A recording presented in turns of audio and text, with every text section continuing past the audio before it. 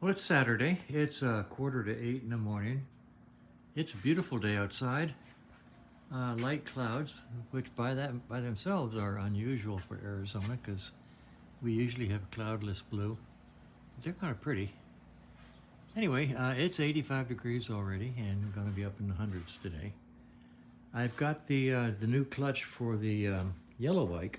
I'm still waiting on the brakes for the front wheel, so this particular effort could wait until I got the brakes, but I'm just going to go ahead and slap this clutch in. These are the new plates. 1, 2, 3, 4, 5 fibers. 1, 2, 3, 4 brand new steels. These are the plates that were in it.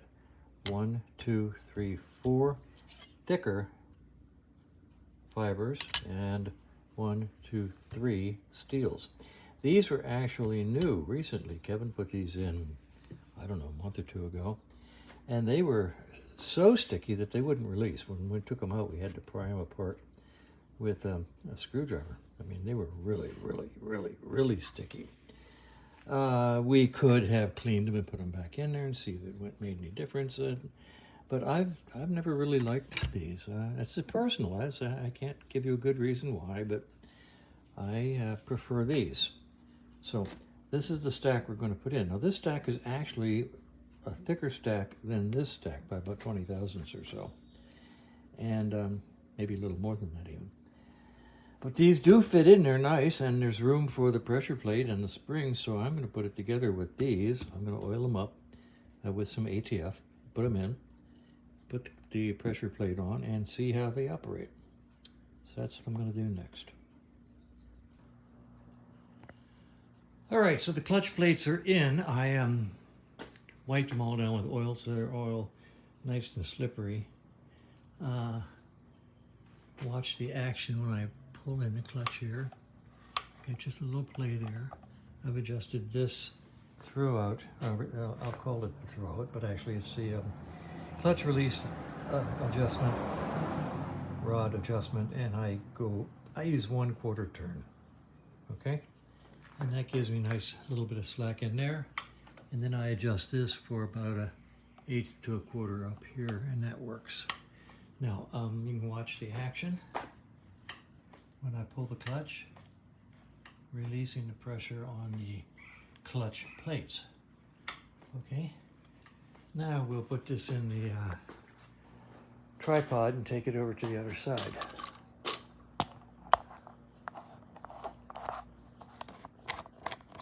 Still running.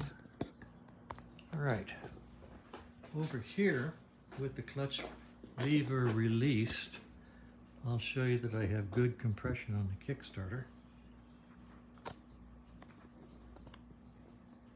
even though it's my hand. And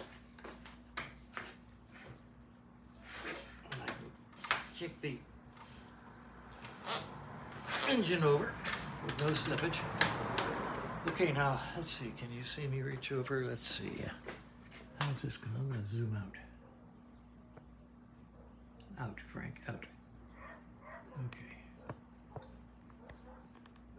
So I'm going to reach over and pull the clutch handle and show that the kick starter is now released when I have the clutch pulled in.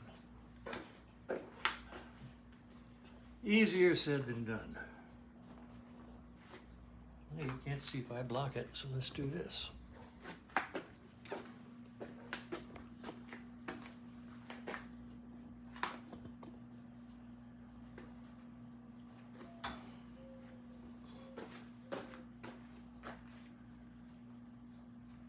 All right, clutch is pulled in. Kickstarter is nice and loose.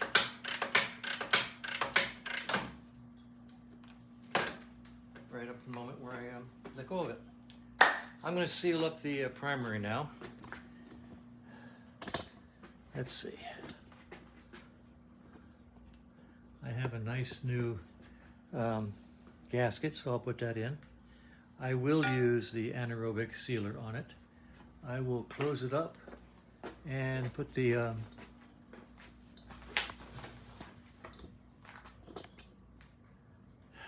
brake assembly back on, and we'll go from there. Well, let's start over here. Clutch is back in, the primary is closed up, no oil. I will let it sit overnight so that the sealer that I put on there can coagulate. Even though it's anaerobic and it seals pretty fast, I let it sit overnight.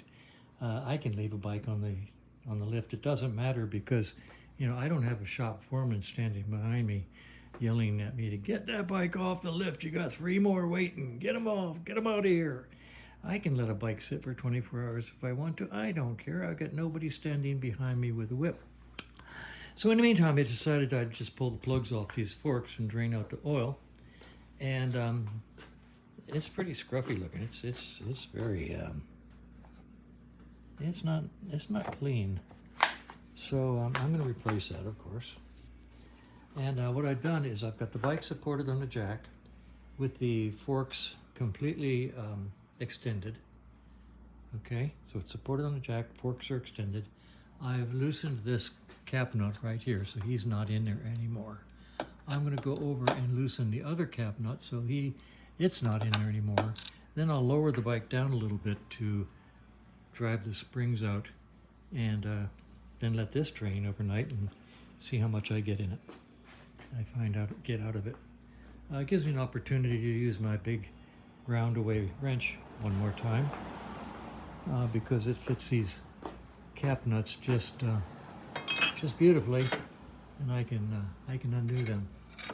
Okay, so that's what I'm going to do. I'm going to take the cap nuts off, let the forks down a little bit, and let it drain overnight, and see how much I get out of there.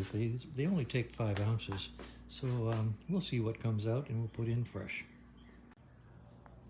All right, both fork caps are loose completely, and I've lowered the bike down a little bit on the jack that's supporting it, so that they are now sticking out far enough to get at this nut right here. So put a wrench on that and turn these, and they come completely off. I'm going to do that next, and then I just may let it sit overnight and drain, and put the fresh oil in tomorrow.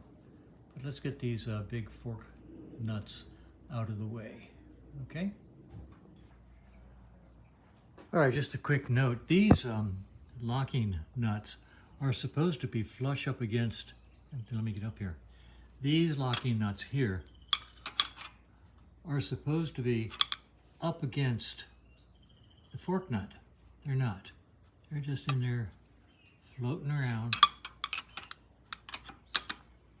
And a nice thin wrench will get in there and hold them. So that's what I'm going to do next.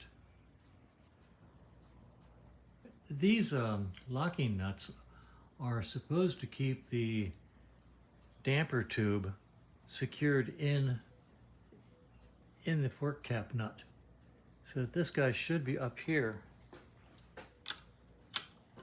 right about here, locking that in place. And it always takes a thin wrench to undo them. They're always really a pain in the day. So I'm just gonna leave that loose and unscrew this to take this out of the way. So there you go.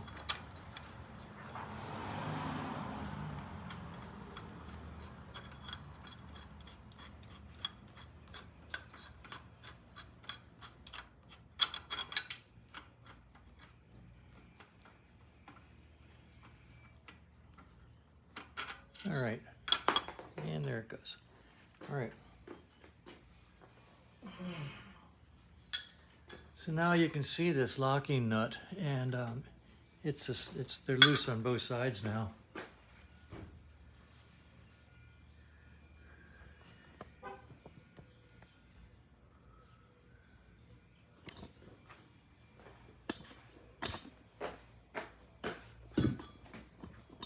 Same on this side. At this point, I can jack the bike up a little bit, and that'll make it easier to put the new fluid in, which is not easy on a Norton. Nortons are a pain because the springs are just about the same diameter as the tubes. So you should be seeing that disappear. Okay. All right. That's about as far as it can go now. It gives me about a little less than an inch depth to put the oil in and let it soak down. And it soaks down really slowly. So I'm gonna let it drain overnight, and then I'll put the oil 5 ounces in each fork leg tomorrow. All right, it's about 10:20. I'm gonna call it a day. I could actually continue working out here. It's not that hot, and I've got the cooler. But the yellow bike is sitting here with the forks draining. Caps are off.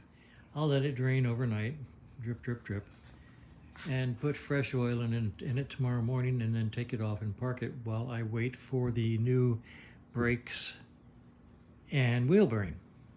So that's what's going to happen with the yellow bike. Now, in the meantime, I'm walking around over here looking at the Green Goddess, and lo and behold, look down here. Oh my.